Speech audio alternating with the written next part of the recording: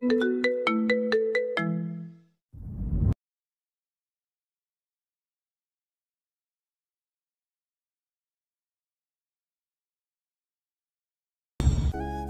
জুড়ে নিস্তব্ধতা। ঢাকা শহরের মতো ব্যস্ত শহরের মানুষগুলো নিস্তব্ধতার মায়াজালে আবদ্ধ। রাত প্রায় 1টা ছুঁই ছুঁই। ধানমন্ডিতে গেমস ক্লাবে একটি ছেলে চিলিয়ে যাচ্ছে। গেমসের মাঝে এতটাই আকৃষ্ট যে তার আশেপাশে কি হচ্ছে না হচ্ছে সে বিষয়ে একদমই তার খেয়াল নেই। তার গেমসের ব্যাঘাত ঘটিয়ে তার ফোনে কল আসে। প্রথমবার কলটা বেঁচে কেটে যায়, আবার কল দিচ্ছে না পেরে কলটা রিসিভ করতে। আরিয়ান, তোকে নিয়ে আর পারি না। যত সব, তোর বাপ মরে শান্তিতে আছে, তোকে আমার কাছে রেখে গেছে। আমি মরলে বুঝবি। এখনো তুই গেমস খেলাই? বাসায় গিয়ে খেয়ে নে, আজ আমার দেখা হবে। তাড়াতাড়ি বাড়ি যা। কথাগুলো বলে আরিয়ানের মা নাজমা বেগম কলটা কেটে দেয়। আসুন আরিয়ান সম্পর্কে কিছু বলি। এতক্ষণ যে ছেলেটা গেমস খেলায় মগ্ন ছিল তার নাম আরিয়ান মাহমুদ। ছোটবেলায় বাবা রোড অ্যাক্সিডেন্টে মারা যায়। তখন থেকেই নাজমা বেগম সংসার চালানোর জন্য একটা হাসপাতালে নার্সের চাকরি নেয়। আরিয়ান সারাদিন গেমস খেলায় মগ্ন থাকে। গেমস খেলায় নাম্বার 1 আজ পর্যন্ত তাকে কেউ হারাতে পারেনি। তার 4 জন সঙ্গী আছে যাদের সাথে গেমসের দুনিয়ায় এসে পরিচয় হয়, তবে তারা একে অপরকে আজ পর্যন্ত দেখেনি। বাকি সব গল্পের সাথে থাকুন, জানতে পারবেন। আমার গল্পে নায়কের বর্ণনা দিতে পারবো না, তার জন্য সরি। গল্পটা ভালো হলে আশা করি তাতেই সাড়া পাবো। আমার কাছে আমার গল্পটাই একটা চরিত্র। গল্পে আসা যাক। আরিয়ান গেমস খেলা শেষ করে ক্লাব থেকে বের হবে, তখনই আরিয়ানের পাশে থাকা একটা ফোন বেজে ওঠে। আরিয়ান তাকে দেখে তার পাশে বসে গেমস খেলছিল সেই মেয়েটার ফোন। সম্ভবত খুলে ফেলে রেখে গেছে। আরিয়ান ফোনটা রিসিভ করতে। হ্যালো, কে বলছেন? জি, আমি আরিয়ান, আপনার পাশে বসে গেমস খেলছিলাম। সরি, আমার ফোনটা ভুলে ফেলে গেছি। তুমি একটা কাজ করো, আমি তোমাকে ঠিকানা দিচ্ছি, ফোনটা দিয়ে যাও, বিনিময়ে তোমাকে 10,000 টাকা দিব। আরিয়ান বুদ্ধিমান একজন ছেলে। সে এমনিতেই সারাদিন বেকার বসে থাকে। যদি ফ্রিতে 10,000 টাকা পেয়ে যায় তাহলে বেশ কিছুদিন আয়াসে গেম খেলে কাটাতে পারবে। কথাগুলো ভেবে মেয়েটার থেকে ঠিকানা নিয়ে তার বাসার উদ্দেশ্যে রওনা হয়। প্রায় 35 মিনিটে মেয়েটার বাসার সামনে গিয়ে দাঁড়ায়। দরজার সামনে গিয়ে টোকা দেওয়ার আগে ভিতর থেকে আওয়াজ আসে, ভেতরে এসো। আরিয়ান ভিতরে গিয়ে দেখে মেয়েটা শুধুমাত্র একটা টাওয়াল বিছিয়ে সোফায় বসে আছে। চুলগুলো থেকে পানি পড়ছে, তার মানে একটু আগে মেয়েটা গোসল করে বের হয়েছে। আরিয়ান ভালো করে তাকিয়ে দেখে প্রায় টাওয়ালটা হাঁটুর উপর পর্যন্ত উঠে আছে। মেয়েটার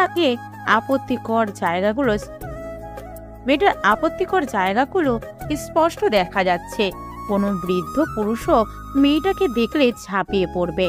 বাসাটা একেবারে ফাঁকা, হয়তো আর কেউ থাকে না। আরিয়ান নিজেকে কন্ট্রোল করে দাঁড়িয়ে আছে। মেয়েটার ডাকে বাস্তবে ফিরে। ফোনটা এখানে রাখো, ওই নাও তোমার 10,000 টাকা নিয়ে চলে যাও। আরিয়ান ফোনটা দিয়ে টাকাগুলো নিয়ে দ্রুত বের হয়ে যায়। রাস্তায় গিয়ে হাঁপ ছেড়ে বাঁচে। মনে মনে বলে, মারটা হেব্বি করা, মন চাইছিল একটু জড়িয়ে ধরি। হুশ, আমি এগুলো কি ভাবছি? আমি তো এক নারীতে আসক্ত হব। কথাগুলো বলে আরিয়ান হেসে দেয়। তখনই মনে পড়ে তার মতো বাসায় নেই। আজকে এই সুযোগ, এক প্যাক মারলে কিছু হবে না। কথাগুলো ভেবে একটা বিয়ার নিয়ে বাসায় চলে যায়। পরের দিন অনেকের চিল্লাচিল্লির আওয়াজ শুনে চোখ ঢলতে ঢলতে ঘুম থেকে ওঠে। চোখ খুলতেই সামনে এত পুলিশ দেখে হতভম্ব হয়ে যায়। তাকিয়ে দেখে তার হাতে হাত করা। আরিয়ানের কিছুই মাথায় ঢুকছে না। চিল্লিয়ে বলতে থাকে, আমার হাতে হাত করা কেন? আমি কি করেছি? আর আপনারা কেন আমার বাসায় কি করেন? চুপ শালা, একটা মেয়েকে রেপ করে ছুরি দিয়ে খুন করেছিস, আর বাসায় এসে দিব্যি ঘুমাচ্ছিস, আর এখন বলছিস তোকে হাত করা কেন পড়াচ্ছি? শালা রেপিস! পুলিশ অফিসারের কথা শুনে আরিয়ানের পায়ের নিচ থেকে মাটি সরে যায়। এগুলা কি বলছে? সে কাকে আবার রেপ করলো? পুলিশ অফিসারে বলার সময় আরিয়ানের মা নাজমা বেগম উপস্থিত হয়। ছেলের হাতে হাত করা আর পুলিশ দেখে কান্না করে দেয়। তবুও নাজমা বেগম নাছোড় বান্দা, ওনার ছেলে এমন কাজ করতে পারেন না। উনি প্রমাণ জিজ্ঞেস করেন। কালকে রাতে আরিয়ান ওই মেয়েটার কাছে যাওয়ার ভিডিও দেখায়, আর মেয়েটাকে যে চাকু দিয়ে খুন করা হয়েছে সেখানে আরিয়ানের ফিঙ্গারপ্রিন্ট পায়। আরিয়ানের হাত ঘড়িটাও পাওয়া যায়। সব প্রমাণ বলছে খুনটা আরিয়ান করছে, আর খুনের আগে মেয়েটাকে বেশ কয়েকবার রেপ করা হয়েছে। নাজমা বেগমের সামনে আরিয়ানের কলার ধরে টানতে টানতে পুলিশ নিয়ে যায়। আরিয়ানকে জেলখানায় বন্দি করা হয়। নাজমা বেগম অনেক দৌড়াদৌড়ি করছে ছেলেকে ছাড়ানোর জন্য, তবুও পারছে না। অনেক উকিল পিছনে ঘুরছে, কেউ কেসটা নিতে চাচ্ছে না, কারণ সমস্ত প্রমাণ আরিয়ানের বিরুদ্ধে। সকাল থেকে নাজমা বেগম থানায় দাঁড়িয়ে আছে ছেলেকে এক নজর দেখার জন্য। আয়াস সাহেব মারা যাবার পর থেকে আরিয়ানের কোনো চাওয়া অপূর্ণ রাখেনি। নিজে কাজ করে তবুও ছেলেকে কাজ করতে দেয় না। কথাগুলো ভেবেই নাজমা বেগমের চোখগুলো ভিজে আসে। পুলিশ অফিসারকে রিকোয়েস্ট করে ছেলের সাথে কথা বলার পারমিশন পেয়েছে। বাবা, তুই একদম চিন্তা করবি না। আমি জানি তুই কোনো কিছু করিসনি। তোর উপর আমার বিশ্বাস আছে। আমি একজন উকিলকে রাজি করিয়েছি তোর কেস নিয়ে আদালতে লড়বে। মায়ের মুখের দিকে তাকিয়ে আরিয়ান কান্না করে দেয়। আম্মু, আমি কোনো রেপ বা খুন করিনি। নাজমা বেগম আরিয়ানকে সান্ত্বনা দিয়ে চলে যায়। আরিয়ান গিয়ে বসে, পকেটে হাত দিতেই কি জানি হাতে আসে। নিয়ে দেখে একটা কাগজটা খুলতেই কিছু লেখা সামনে আসে। রহস্য একটা নাম মাত্র, এই নামের পিছনে হাজার রহস্য বিরাজমান। আমি রহস্য নিয়ে খেলতে ভালোবাসি, আর খুন করো আমার নেশা, হা হা হা। লেখাটা পড়ে আরিয়ানের মাথায় কিছুই ঢোকে না। তখনই কেউ একজন আরিয়ানের মুখ বরাবর লাথি মারে। আরিয়ান মুখ থুবড়ে মাটিতে লুটিয়ে পড়ে, মুখ দিয়ে গল গল করে রক্ত পড়ছে। আস্তে আস্তে সামনে তাকিয়ে দেখে একটা মোটা তাজা লোক দাঁড়িয়ে আছে। তার সাথে বেশ কয়েকজন লোক আছে। তাদের মাঝে একজন বলে উঠল, জেলখানায় এসে পায়ের ওপর পা তুলে বসে আছিস। এখানের কিছু রুলস আছে, বসকে সালাম দিয়ে চলবি, না হয় মেরে পুঁতে রেখে দেবো। সালাম দে। আরিয়ান আস্তে আস্তে উঠে কোনো রকম দাঁড়িয়ে যে লোকটা তাকে লাথি দিয়েছিল তাকে সালাম দেয়। আরিয়ানের সালাম দেওয়া দেখে তাদের মাঝে একজন লোক আরিয়ানকে সজোরে থাপ্পড় দিয়ে বলে, এবারের জন্য তোকে ছেড়ে দিছি, নেক্সট টাইম বসকে দেখেই সালাম দিবি। কথাগুলো বলে লোকটা চলে যায়। আরিয়ানের ব্যথায় কুকাতে থাকে, নাক ফেটে রক্ত বের হয়ে আসছে। দ্বিতীয়বার থাপ্পড়ের কারণে ঠোঁট কেটে রক্ত বের হয়ে যায়। আরিয়ানের মাথায় আসছে না মেয়েটাকে ফোনটা কে করতে পারে। সে তো ফোন দিয়ে টাকা নিয়ে চলে আসে, তাহলে মেয়েটাকে ফোনটা করলো কে?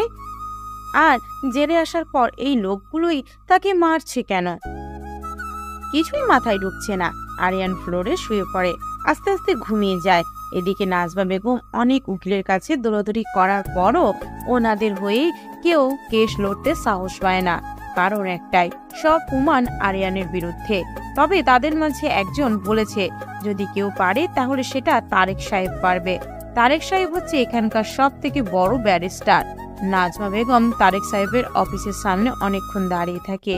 একটু পর তারেক সাহেবের সাথে দেখা করার সুযোগ পায়। উনি সবকিছু খুলে বলার পর তারেক সাহেবও না করে দেয়। নাজমা বেগম না পেরে তারেক সাহেবের পায়ে পড়ে যায়। তারেক সাহেব সাথে সাথে উঠিয়ে বলে, কি করছেন কি আপনি? আমি আপনার অনেক ছোট হব, আর আপনি কি না আমার পায়ে পড়ছেন? আচ্ছা ঠিক আছে, আমি আপনার কেসটা নিব, আপনি বাসায় যান। নাজমা বেগম অনেক খুশি হয়ে যায়। উনি সিদ্ধান্ত নেয় কালকে আরিয়ানের সাথে দেখা করতে যাবে। আরিয়ান ঘুম থেকে লাফ দিয়ে উঠে, কারণ তার পুরো শরীর ভিজে একাকার। তাকিয়ে দেখে তার মা মেরেছিল। তাদের মাঝে একজনের এই কাজ। আরিয়ান ছোট ছোট চোখে তাকিয়ে থাকে। তখন লোকটা বলে, তুই এখানে পরে ঘুমাচ্ছিস? তোকে কি বলেছিলাম? চল, বস তোকে ডাকে, না গেলে তোর কপালে শনি আছে। কথাগুলো বলে লোকটা চলে যায়। আরিয়ান ধীরে ধীরে লোকটাকে ফলো করে তার পিছু পিছু যায়। লোকটা একটা রুমের ভিতরে ঢুকে। আরিয়ান তাকে অনুসরণ করে ঢুকে দেখে তাদের যে বস শুয়ে আছে, আর বাকিরা তার হাত পা টিপে দিচ্ছে। আরিয়ান যাওয়ার পর তাদের বস উঠে বসে আর বলে, আজ থেকে তুই আমার কাজ করবি। এদিকে গোসলখানা আছে, যা গিয়ে আমার কাপড়গুলো ধুয়ে দে। লোকটা কথাগুলো বলে তার কিছু কাপড় আরিয়ানের দিকে ফিকিয়ে দেয়। আরিয়ান মনে মনে ভাবে তার নিজের কাপড়গুলো কখনো ধুয়ে দেখেনি, আর আজ জেলখানায় তাকে অন্যের কাপড় ধুয়ে দিতে হচ্ছে। আসলে ভাগ্য কাকে কোথায় নিয়ে দাঁড় করায় বলাই মুশকিল। আরিয়ান কাপড়গুলো নিয়ে খুব কষ্ট করে ধুয়ে দেয়। বাহিরে বের হতে একজন লোক আরিয়ানকে ডাকে। আরিয়ান লোকটার কাছে যাওয়ার পর লোকটা বলে, তুমি কি নতুন এসেছো? জি। তার জন্যই হাত কাটার স্বপন তোমাকে এভাবে খাটাচ্ছে। নতুন কেউ আসলেই সে এভাবে কাজ করায়। জেলখানায় সবাই তার কথায় উঠবস করে, কেউ কথা না মানলে তাদের অনেক মারধর করে। লোকটা কথাগুলো বলে চলে যায়। এদিকে আরিয়ান চিন্তায় অস্থির। সে কি আহত ছাড়া পাবে? তার মা কি পারবে তাকে ছাড়িয়ে নিতে? খুব কান্না পাচ্ছে তার। কেন যে 10,000 টাকার লোভ করতে গেল? কথায় আছে, লোভে মানুষকে মৃত্যুর দুয়ারে এনে দাঁড় করায়। আরিয়ানের মনে হচ্ছে তাকে তার লোভ। হ্যালো বন্ধুরা, পরবর্তী পার্ট খুব তাড়াতাড়ি আসবে, তো সবাই অপেক্ষায় থাকো।